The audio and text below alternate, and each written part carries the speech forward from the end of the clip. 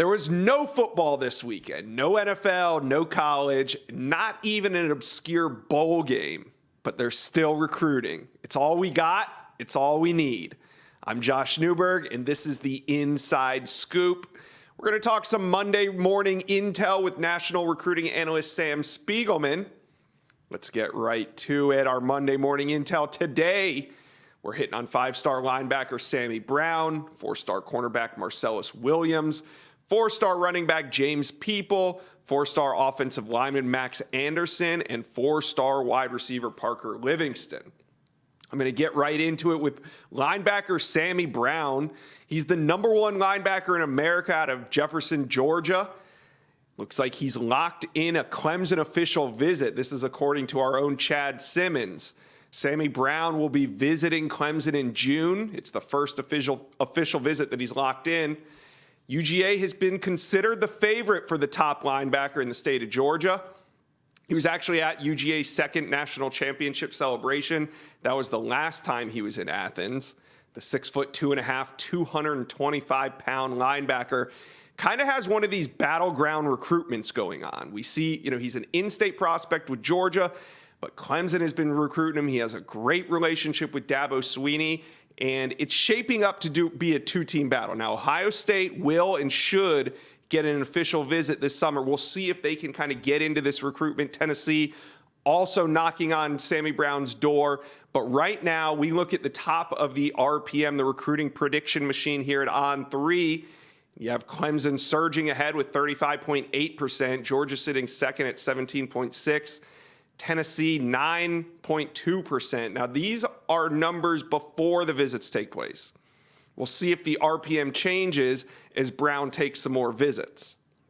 Let's move on to four-star corner Marcelles Williams out of California, the number 73 overall prospect in the fifth best corner in America.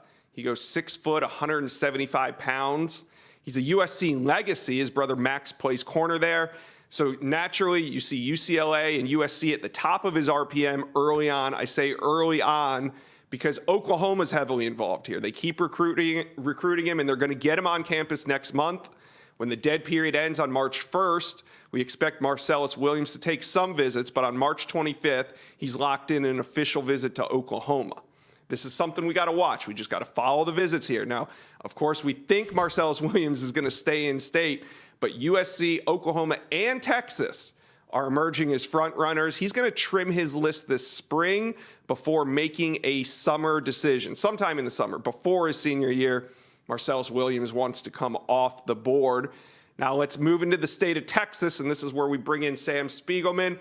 Four-star running back James Peoples. He's sitting there at number 97 overall and the sixth best running back in the country. Tell us what you learned on Peoples over the weekend.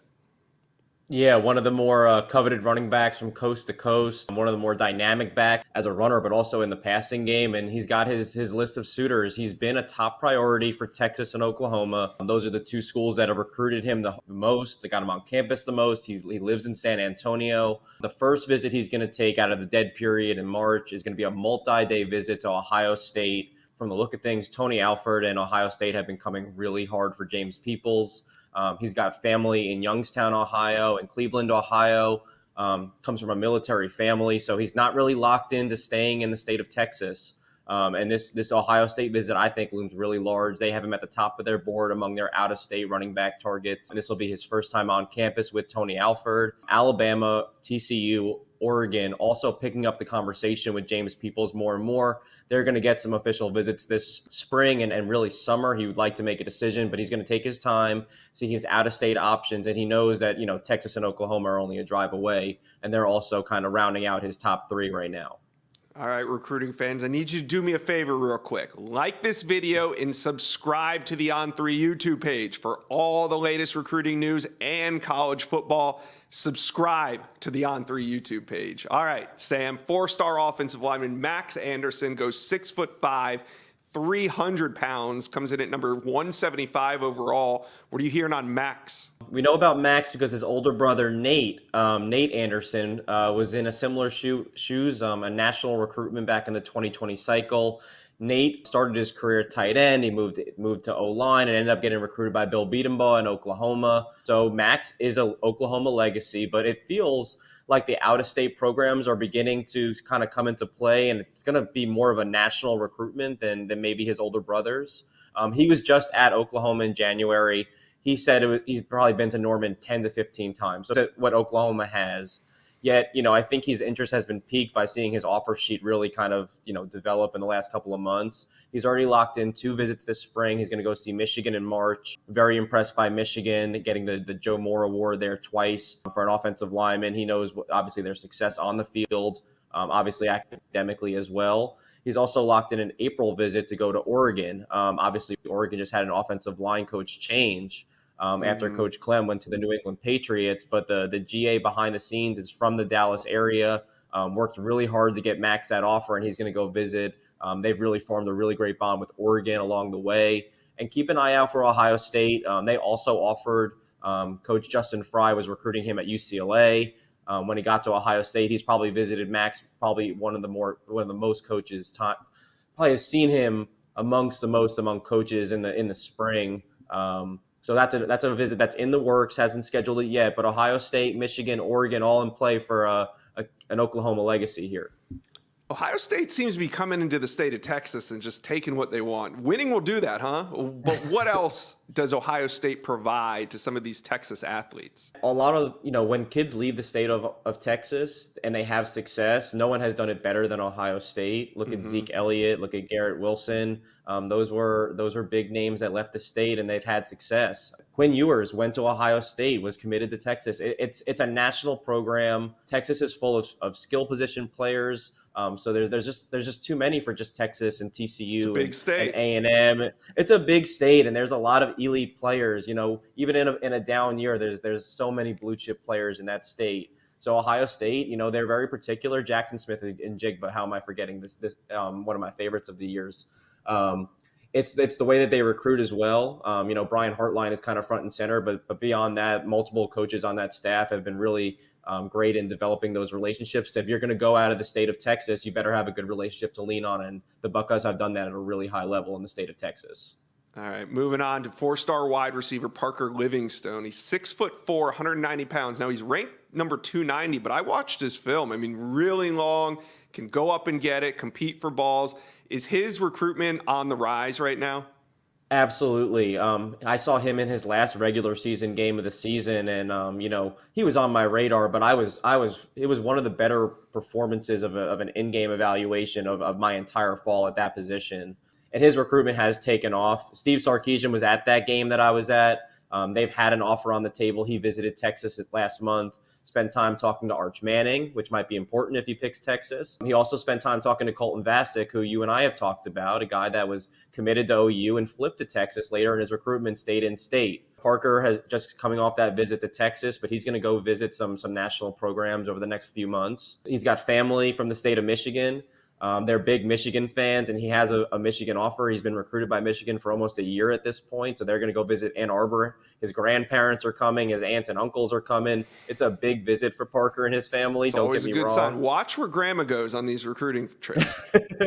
Right. She's not going there for no good reason. They're going to head to South Carolina. We know that South Carolina just signed Nicholas Harbor. And we know what kind of, freakish alien athletic ability that Nicholas has. Well, Parker, you talked about is 6'4", 200 pounds with vertical and ball skills. They really like how he fits. And South Carolina is a team with really strong Texas ties with Shane Beamer and Justin Stepp. Yeah. And they like the role that Parker could fit there. And that's really intrigued Parker and his family. LSU offered last week on his birthday. His teammate, 4-star wide receiver Kyle Parker, is an early enrollee at LSU. So they're going to get a visit. And then watch out for Texas A&M. Like I said, he just visited Texas, but A&M has since offered and has been becoming really hard amongst the in-state programs. James Coley is leading that charge. And they also like the freakish 6'4", 200 pounds with track speed to get downfield and compete for balls. And this recruitment's, I think, going to pick up really quickly with one of the best pass catchers from the state of Texas. Yeah, and we're about to see a lot of recruitments pick up really quickly because the dead period's about to end on March 1st, and these guys can go out and take visits. Sam, thanks for bringing the Monday morning intel to the inside scoop. We'll talk to you soon. Matt Rhule might still be decorating his office at Nebraska, but the one thing he's wasted no time doing is recruiting. When Matt Rhule was hired at Nebraska at the end of November, he was able to finish 29th overall in recruiting, 11 spots better than the year before when the Cornhuskers finished 40th under Scott Frost in 2022. 2023 is in the books, but 2024 is Matt Rhule's first full cycle to recruit, and the importance of this year's class cannot be understated. Let's bring on Nebraska insider Sean Callahan from Husker Online. Sean, the 2024 cycle is almost a month in, so it's time to talk about Nebraska's most important 2024 targets. Starting at the top with the number one, Dylan Raiola, the number one player overall and the number one quarterback in the country. Then we have five-star defensive lineman Williams Nwaneri at number 10. Four-star tight end Carter Nelson checks in at 179 overall. Four-star offensive tackle Andrew Sprague at 186. And then you have Grant Brix. What a name for a potential Nebraska offensive lineman. Grant Brix at number 291, although On3 has him considerably higher than the consensus at 122. So, Sean, naturally, let's start at the top. What's going on with Dylan Raiola in Nebraska? Well, yeah, he's a household name around this state. He's a household name in a lot of places right now. But, Nebraska's got a lot of things going for them here. Number one, his uncle, Donovan Raiola, was retained by Matt Rhule on the staff. And obviously his father, Dominic Raiola, played for Nebraska, has a love for this program. And, the relationship with the Scott Frost staff just never was there. Mm-hmm. That has changed with Matt Rhule. They really worked hard at it. They saw him 3 times in January over that 17-day period where you could be out. So they were out there once with Coach Rhule right away, another time with the offensive coordinator, and then the final time they brought the entire staff out there except Coach Rhule, who was only allowed to go the one time. So they're all in, and they're going to get Dylan Raiola on campus for a March 25th weekend visit, and that's going to be a huge weekend for Nebraska. He visits Georgia the week before that. And I think the question with Raiola is, what is the timeline? Mm-hmm. Is he going to be a early spring guy, or is he going to take this thing well into Memorial Day weekend, which is late, as you know, for quarterbacks? Oh, yeah. Well, he's already made one decision, so the second one could come a little bit quicker, although, talking to Chad Simmons, it seems like it's going to go into the summer, but like you said, with these quarterbacks, they end up coming off the board kind of early. When you're talking about rebuilding a roster, quarterback is obviously the number one spot to rebuild the roster, but also the trenches.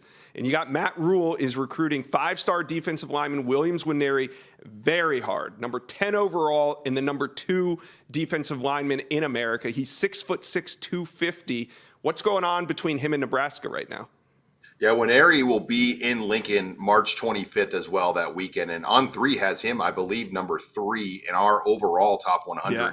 And Raiola is the number 1. So talk about a weekend. The 1 and the 3 in the top 100 are going to be on campus together. But Kansas City is 2.5 to 3 hours from Lincoln. So it is a prime area to get prospects. I mean, in the heyday of Nebraska, they could go down to Kansas City and get these kinds of players pretty easily because Missouri and K-State and KU just weren't at the level of Nebraska. But now you've got a lot of SEC teams that recruit Missouri because of the Tigers being in the SEC. So there's obviously a ton of competition. But the fact that they're going to get him on campus here on that March 25th weekend with Raiola here, I just think there's so much potential for Nebraska when you can have that many high-profile players visiting here together in March. What a weekend. All right, moving on to 4-star tight end Carter Nelson, one of the top tight ends in the country, number 7, the 7th-ranked tight end in the country. He's 6'4", 250 pounds. Why is he so important in Nebraska's 24 class? Well, he's the top guy in the state, and his ranking is going to continue to go up. Mm-hmm. He received an Alabama offer on Thursday, and Nick Saban told him that it was the first time in his coaching career that he has ever watched 8-man football film. It's really remarkable. And I'm sure you've never watched 8-man football film. I did this morning. So, yeah, Carter Nelson, I think what jumps off the page with him, though, it's not the film because you can't really evaluate 8-man football film because he's the biggest guy on the field, the fastest guy. It's his track. He's a 7-foot high jumper at 6'4", 215. He's a 13.8 pole vaulter. He runs the 100-meter dash in 11 flat, the 200 in the low 22s, and he throws a discus 175. So he is just a phenomenal athlete. You won't find a guy anywhere, arguably in the world, that has his size that can pole vault. In fact, they're going to have a hard time finding a pole for him this year that can lift him because they're weighted by your weight, and I think getting a pole that can carry a 215-pound guy, that's not easy to find because there aren't that many pole vaulters over 200 pounds anywhere. Yeah, and I did watch Carter's film this morning and had to I had to count to make sure I wasn't missing some guys, and then I realized that it was 8 on 8. But his athleticism is boundless. I mean, he plays quarterback, defensive line, tight end, wide receiver, does it all. He's going to be a big-time prospect, I can tell. Moving on, 4-star offensive tackle Andrew Sprague, number 186 overall. He's 6'8", 270 pounds. Yeah, another Kansas City area guy, and Matt Rhule went down there and saw him in January. He's been a priority name from really the previous staff as well. He's at Rockhurst, which that's a prestigious program in Kansas City that's put out a lot of players.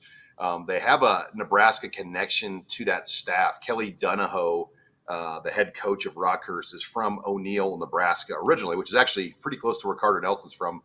But there's just a common connection there. He coached a few former Husker players, Khalil and Carlos Davis, when they were at another high school in Missouri. So he's very familiar with Nebraska and the program. But, Sprague's going to get a lot of attention. They've had him on campus multiple times. Can they get him up here again? He's keeping things close to the vest. I did mention Carter Nelson as well. He's keeping it very close to the vest. You would think guys like Nelson are a slam dunk for Nebraska. It's still not. We don't really have that feel yet. And I think Sprague is very much in that same camp, not doing very many interviews, kind of really showing his hand on what's going on with the recruiting process. Next up, we got 4-star offensive lineman Grant Brix. Great name for a Nebraska offensive lineman if he ends up there. Checks in at 291 overall on the consensus, but Charles Power here at On3, he's the director of scouting and rankings, has him at 122 overall, 6'6", 255 pounds. Can Nebraska lock him down? I think they're in a good spot with Grant Brix. And, he's an Iowa kid, but he's really more of a Nebraska guy because Logan Magnolia is on the border of Nebraska. It's western Iowa. So we flood them with Nebraska TV stations, radio, media coverage. So where he lives, it's almost more Nebraska than Iowa. And Matt Rhule went there, watched him wrestle. He's an extremely lean kid. I really like his body makeup. Has a ton of room to kind of grow the right way. And sometimes that's what you want. You'd rather have a kid that's like 260 that you can put the 40 pounds on the right way, where very few high school kids carry 300 the right way. So I think Nebraska loves his athletic ability, his toughness, and he is no doubt a priority guy, arguably the number one guy right now in the state of Iowa. Nebraska fans, I need you to do me a favor. Before I ask Sean who is the most important recruit for Nebraska in 2024, go ahead and like this video and subscribe to the On3 YouTube page. We appreciate it. Now, Sean, the big question is to you. Who is the most important recruit for Nebraska in 24? Well, it's without a doubt Dylan Raiola. I think when you look at just him overall, what it would mean, it would change the program. I mean, I think a lot of people around the country would shake their head like, how'd they pull this off? Well, they've got the connection there with his dad playing here, his uncle on the staff. So there's a lot of things they have going for them, and it would almost make up for some of the quarterback mistakes they've had in recent years. I mean, this is a program that's turned down Joe Burrow twice. He wanted to come here in high school. They turned him down, and then he ended up going to Ohio State. Nebraska was Joe Burrow's dream school. And when he left Ohio State, he wanted to come here, and they didn't have a spot for him. And then Max Duggan, they kind of backed off of him, and he's right over the river in Council Bluffs, Iowa. So this would be a nice mulligan for some of the recent quarterback blunders Nebraska's had, to be able to pull a guy like Dylan Raiola that could almost change your program overnight.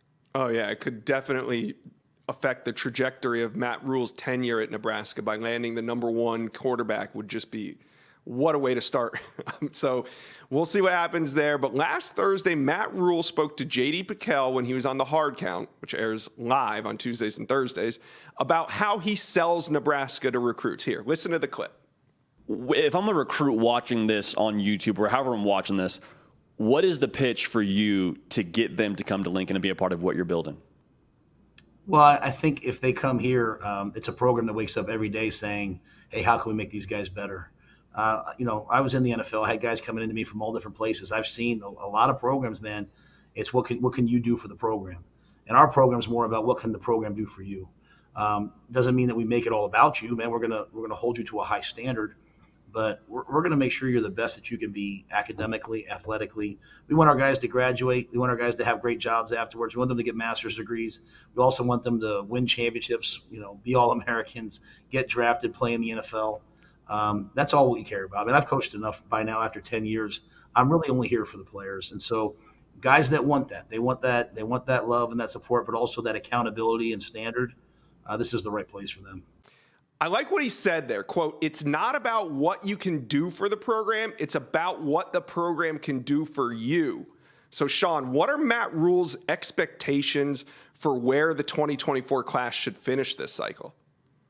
Yeah, I mean, I think if you get a guy like Raiola, easily a top 15 level class.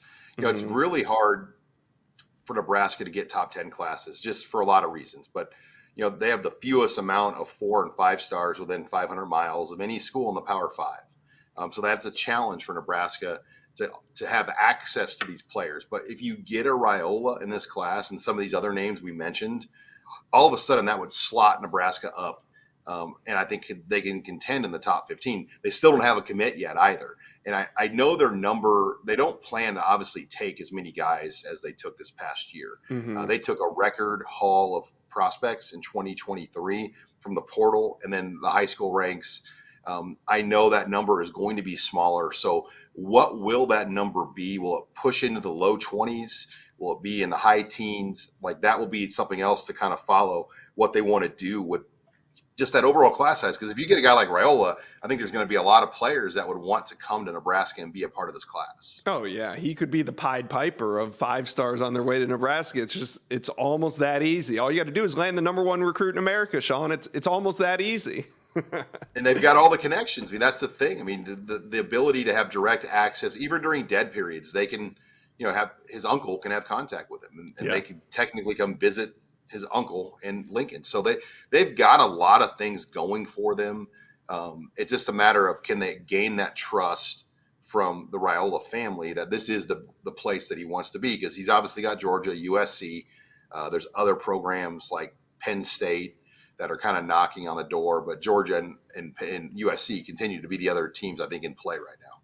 Yeah. All right. Last question I got for you. I know he's only been on campus for 3 or 4 months, but what's the main difference that you see between Matt Rhule and Scott Frost on the recruiting trail? I just think level of detail and just his presence at things. Matt Rhule's everywhere. I've been around Nebraska a long time, and just his ability to go out and make the rounds and be everywhere. I mean, he just has a constant presence, and it's not just like with football. Like he's at all the other sporting events. Like he's going to tennis events to watch Nebraska women's tennis. He's going to wrestling. He's going to gymnastics. When I was leaving the basketball game with my family, I ran into his family last night, and we talked in the lobby of the Pinnacle Bank Arena. I mean, and he just gets it. I mean, he has just a drive about him that we haven't really seen from a head coach, because Scott Frost that wasn't his personality. Mike Riley was an older coach, just didn't have that kind of personality. Bo Pelini was more get off my lawn style guy. Just didn't, his style worked. He won a lot of games here, but just totally different. I mean, the last time Nebraska's had a coach that was this organized with attention to detail and running the program was Bill Callahan. And Bill Callahan brought a lot of talent here. He just had one bad year and politically wasn't protected in the grand scheme of it to get out of the 2007 collapse they had. But Rhule is really pushing all the right buttons with how he's running the program. Now, will that translate on Saturdays? That's the big question. All right, Sean. Well, you got your pulse on all things Nebraska. It'll be fun to follow Nebraska recruiting throughout the offseason. We'll have you back on the Inside Scoop soon. Thanks, Sean. Always a pleasure. Thank you. Thank you for watching. Make sure you smash that subscribe button for me, and remember to check out all the videos on the On3 YouTube page.